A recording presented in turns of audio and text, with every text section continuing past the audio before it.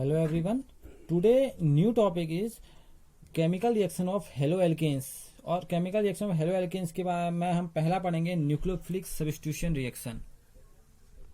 जो हम पहली रिएक्शन पढ़ेंगे इसके अंदर वो पढ़ेंगे न्यूक्लियोफिलिक सब्स्टिट्यूशन रिएक्शन, ठीक है ना। तो इंपॉर्टेंट रिएक्शन है। न्यूक्लियोफाइल्स के बारे में हम क्लास 11 में बहुत कुछ जान चुके हैं। न्यूक्लियोफाइल्स क्या होते हैं? ये इलेक्ट्रॉन रिच स्पीसीज होते हैं। न्यूक्लियोफिलिस माना न्यूक्लियस को प्यार करने वाला। न्यूक्लियोफिलियो का मतलब होता है न्यूक्लियस लविंग। पहले इसको तो समझना होगा कि हमें ये है क्या। ये आपका क्या होता है? ये होता है आपका न्यूक्लियस लविंग है, ठीक है ना। लविंग, आप न्यूक्लियस लविंग क्या कौन होगा जो न्यूक्लियस को लव करेगा? उसका मतलब है ये कैसे स्पीसीज होंगे? इलेक्ट्रॉन रिच स्पीसीज होंगे, ठीक है ना।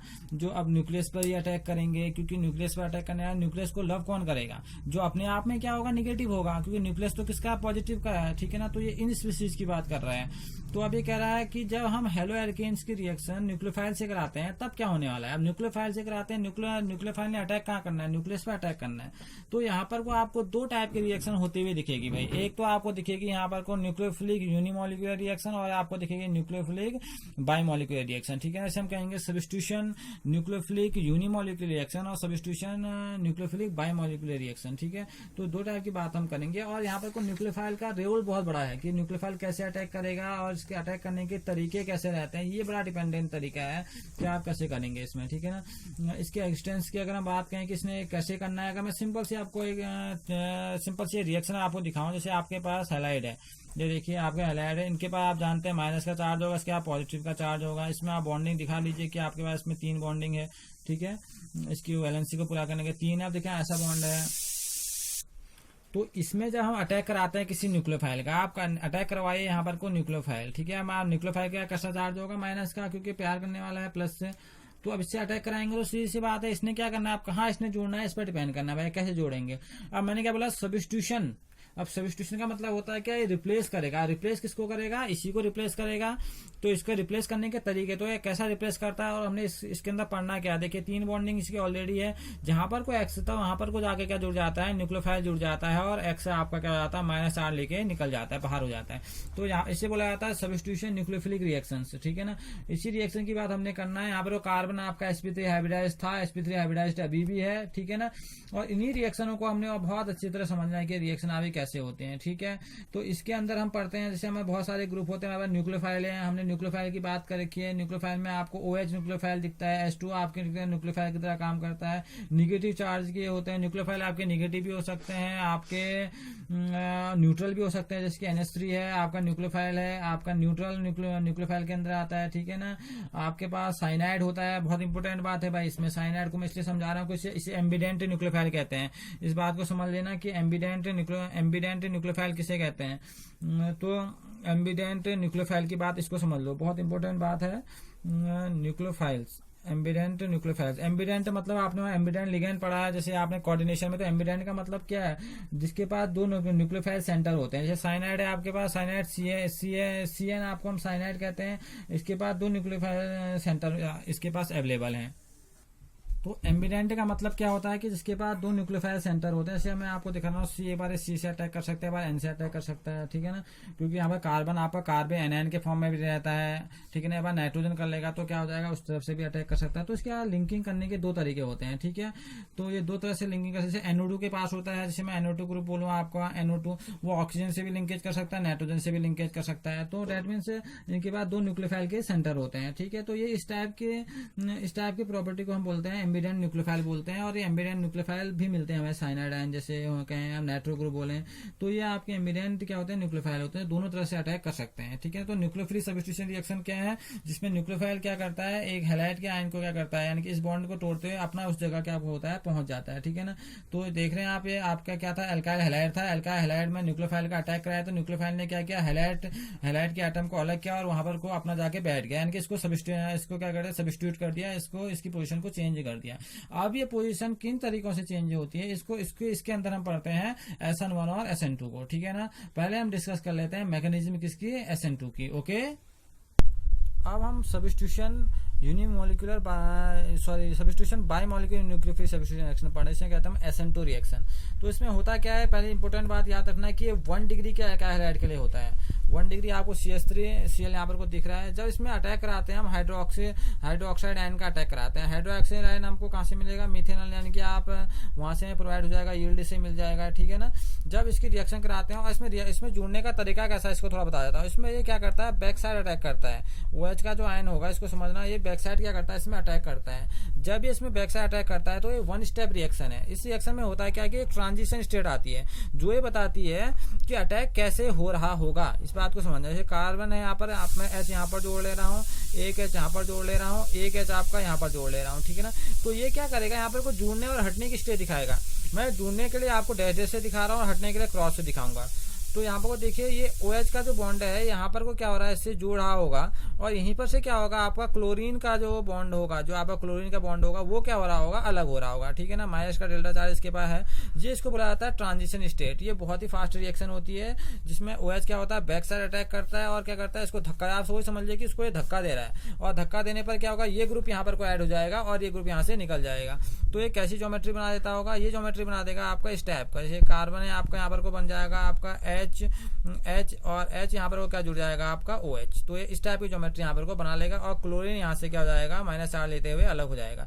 तो ये सब्स्टिट्यूशन क्या हो गया आपका, बायोमोलिकुलर रिएक्शन। इसमें हुआ क्या, OH आयन आया, OH आयन ने क्या किया, ये भी एक न्यूक्लियोफाइल था, और इसी न्यूक्लियोफाइल ने एक ये जो दूसरा आपका न्यूक्लियोफाइल था, क्योंकि ये नेगेटिव का ही तो था, इसको यहाँ से क्या किया, धक्का दिया, इसको यहाँ के धक्का देके इसको क्या कर दिया, इसको बाहर खदेड़ दिया और यहाँ पर अपना जुड़ गया।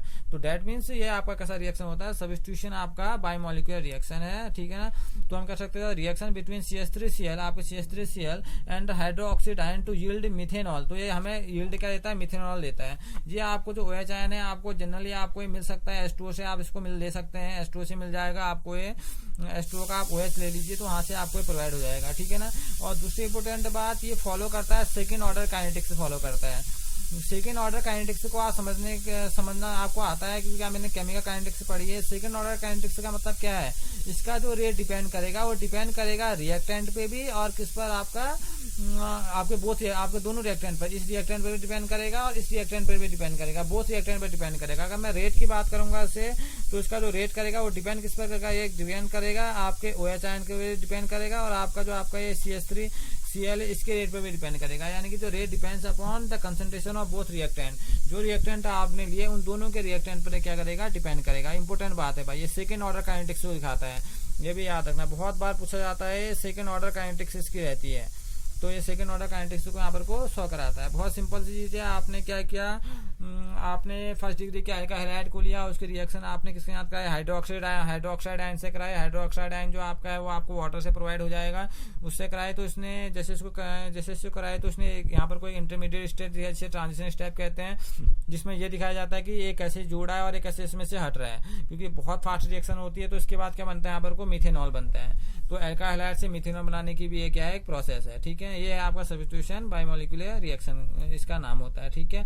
तो आप देख रहे हैं यहाँ पर को आपका जो कार्बन और हैलाइड का बॉन्ड है वो आपका टूट रहा है, और यहाँ पर को क्या जोड़ा है, यहाँ पर को न्यूक्लियोफाइल जोड़ा है, ठीक है। नया बॉन्ड है यहाँ पर को फॉर्म हो रहा है, ठीक। तो ये आपका और किसकी वजह से हो रहा है, जब यहाँ पर को इस बॉन्ड में कौन अटैक कर रहा है, न्यूक्लियोफाइल अटैक कर रहा है, ठीक। तो ये है आपका सब्स्टिट्यूशन बायोमोलिकुलर रिएक्शन।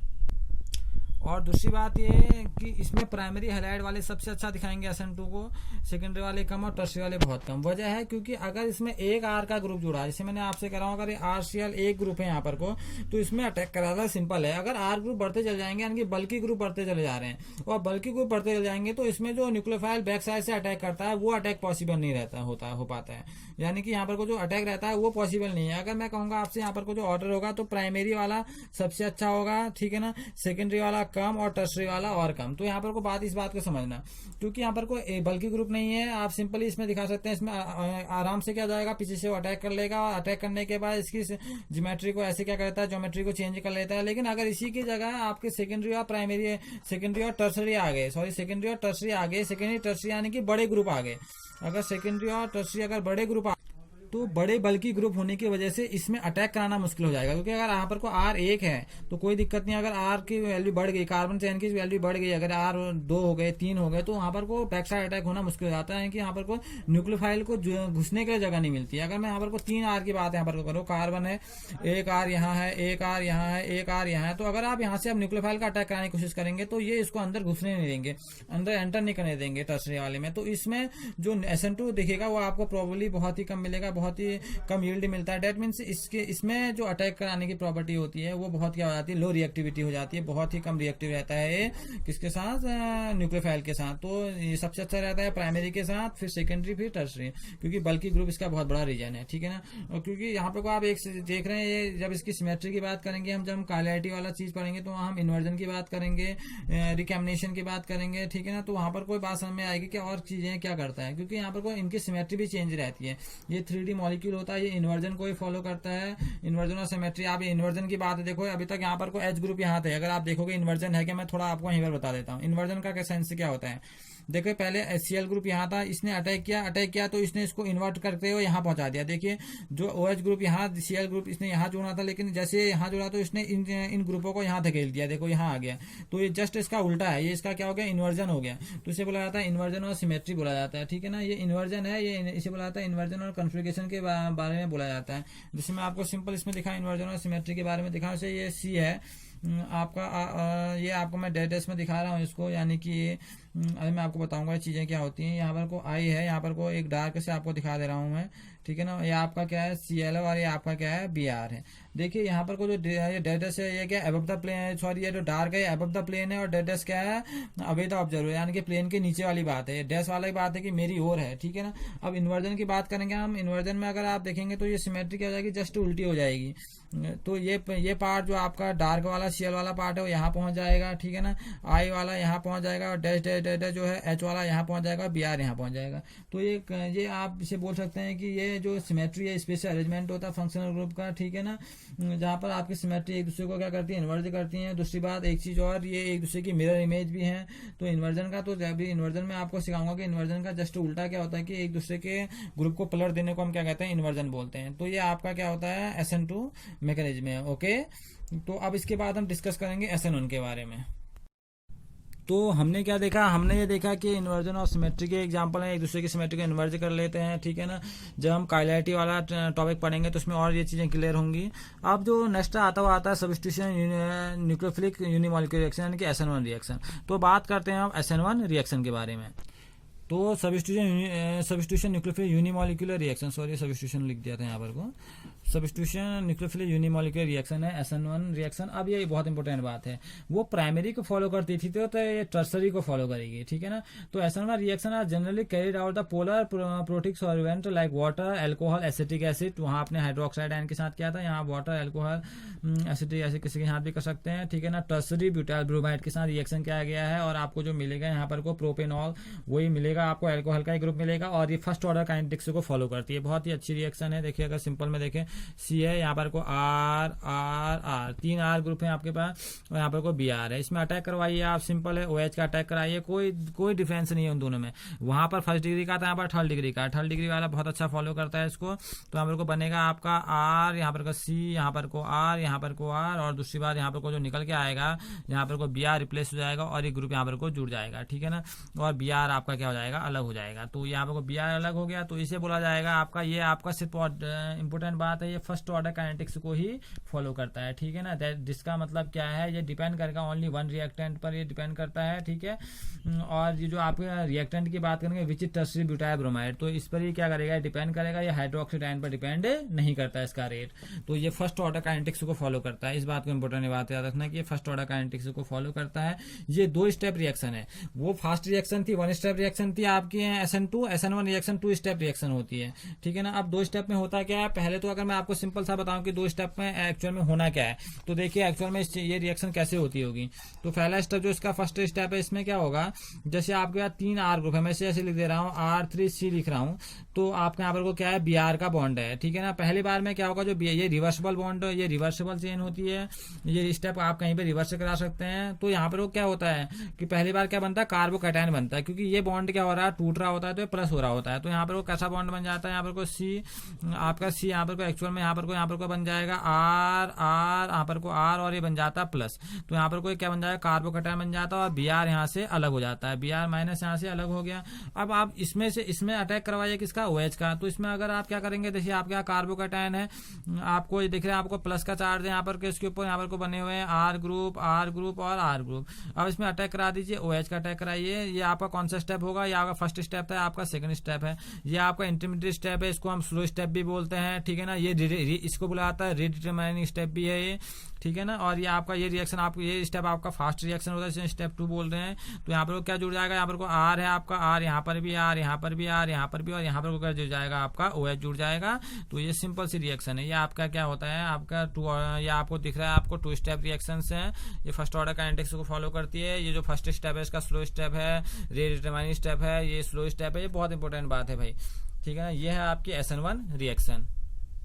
अब आप देख रहे हैं कि इसमें 2 स्टेप निकल के आ रहे हैं। जो पहला स्टेप होता है ये स्लो स्टेप होता है, ये रिवर्सिबल स्टेप है, आपको शब्द इसमें दिख रहा है। इसमें CBr बॉन्ड टूट रहा है, ये भी आपको नजर आ रहा है, ठीक है ना। और दूसरी बात ये आपके OH आने कंसेंट्रेशन में डिपेंड नहीं करता, क्योंकि कार्बोकैटायन यहीं पर ही फॉर्म हो चुका है, तो जिसकी वजह से ये फर्स्ट ऑर्डर काइनेटिक्स को फॉलो करता है। और दूसरी बात यह कि इसमें अटैक आप फ्रंट से कराएं या बैक से कराएं, कोई फर्क नहीं पड़ रहा, क्योंकि ये कैसा हो जा रहा है, प्लेनर हो जा रहा है। आपको दिखा होगा ये प्लेन में आ जा रहा है, ठीक है ना। तो प्लेनर होने की वजह से आप इसमें अटैक यहाँ से करवाइए, चाहे आप अटैक यहाँ से कराइए, फ्रंट साइड से कराइए, बैक साइड से कराइए, OH का कोई फर्क नहीं पड़ने वाला है। दोनों साइड से अटैक कर लेगा, चाहे ग्रुप कितने बड़े क्यों नहीं जुड़े हों। तो यहाँ पर आप बोल सकते हैं जो टर्सरी वाला होता है, अगर मैं बोलूंगा तो टर्सरी वाला क्या होता है, यहाँ ग्रेटर देन में होता है, उसके बाद सेकेंडरी वाला होता है, फिर कौन सा होता है, प्राइमरी। यानी कि टर्सरी वाला SN1 रिएक्शन सबसे अच्छा दिखाएगा। 3 डिग्री का जो आपका एल्काइलाइड होगा उसमें SN1 रिएक्शन सबसे अच्छी दिखेगी, फिर सेकेंडरी में और लास्ट में प्राइमरी में, ठीक है ना। बहुत इंपॉर्टेंट बात है, इस चीज को समझना भी है, ठीक है। ये उल्टा है SN1 का, इस बात को याद रखना। तो ये 3 डिग्री, क्योंकि इस वजह से, क्योंकि जो 3 डिग्री का कार्बोकैटायन होता है वो सबसे ज्यादा स्टेबल होता है, 2 डिग्री का कम होता है और 1 डिग्री का और कम होता है। यहाँ पर 3 डिग्री का बहुत ज्यादा स्टेबल हो जाता है, जिसकी वजह से इसके द्वारा जो बना हुआ जो भी आपका न्यूक्लियोफिलिक जो इससे जुड़ेगा वो सबसे ज्यादा स्टेबल होगा। तो 3 डिग्री का यहाँ पर कार्बोकैटायन बन रहा है, जिसकी वजह से इसकी स्टेबिलिटी सबसे ज्यादा हो रही है, फिर 2 डिग्री की और लास्ट में 1 डिग्री की। ये जस्ट उल्टा है, किसका उल्टा है, जो आपने SN1 पढ़ा वहां पर आपको 1 डिग्री का सबसे ज्यादा स्टेबल दिख रहा था, ठीक है ना। तो ये आपकी SN1 और SN2 रिएक्शन से हैं, क्लियर है। अब हम अपने नेक्स्ट लेक्चर में बात करेंगे, वो बात करेंगे हम इसकी एलिमिनेशन रिएक्शन की बात करेंगे और इसकी मेटल रिएक्शंस की बात करेंगे, ठीक है ना। और फिर जो इसका एक टॉपिक रह जाता है जिसके हम बोलते हैं कायरलिटी, उसकी बात भी वहां पर को की जाएगी। Okay, thank you.